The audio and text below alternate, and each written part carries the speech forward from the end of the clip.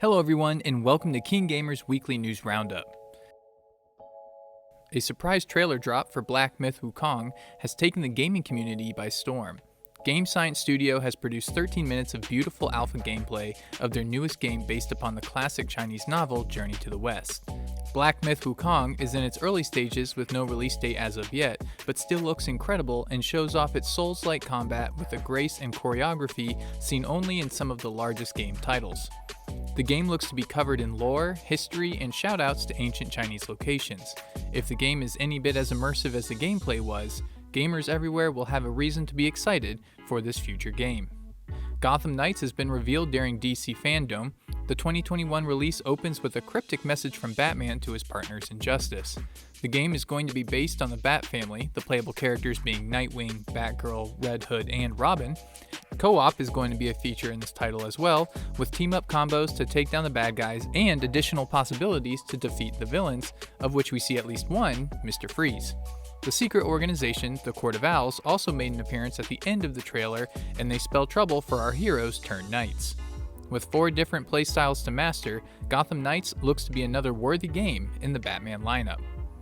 Cyberpunk 2077 may not be predictable in its launch schedule, but at least CD Projekt Red is predictable when it comes to DLC for their games when they finally release. Cyberpunk 2077 has been confirmed through Twitter to be getting free DLC. The Witcher 3 was very similar, with armor sets and additional quests added for no additional fees after the game's release. The developer has been infamous for pushing their games out past even their delayed expectations of when they might be finished, but it looks as if they continue working on them even after their release for the betterment of their fans. A new Nintendo Switch has been rumored to release next year. The wildly popular handheld gaming system first released back in 2017 and has become one of the best-selling consoles ever. Economic Daily News reported that companies have begun manufacturing components for a new Nintendo machine. Allegedly, these parts will increase picture quality and interactivity. Nintendo has been very quiet over the past year, with the last Nintendo Direct happening in August of 2019. If the rumors are true, we might see Nintendo breaking the silence very soon. With new consoles comes new controllers, and PlayStation has shown us just how involved the DualSense Controller is going to be. For one, rumble has been replaced with haptic vibration that gives more control to developers for finely tuning immersion and feeling in your controller. Unlike the big, weighty tumblers that produce rumble, haptic feedback can imitate vibrations as small as a tiny crackle of static to the concussive power of an explosion. Also placed inside the controller is adaptive triggers, which provide real-time force feedback that some developers are using to indicate a gun jamming, weighty objects, or pulling a heavy lever. It's an element that hasn't been added to gaming before and is sure to add a visceral, weighty feel to games we play on the PlayStation 5. Black Ops Cold War has released its first trailer.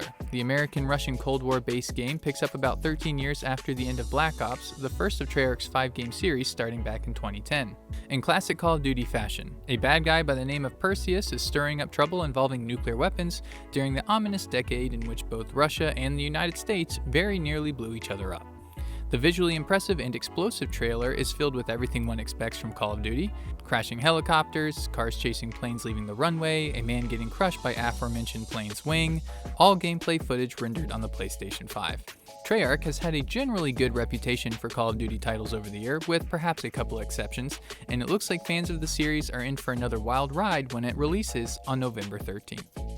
Thanks for watching this weekly gaming roundup on KeenGamer. Remember to like and subscribe for more gaming news every week.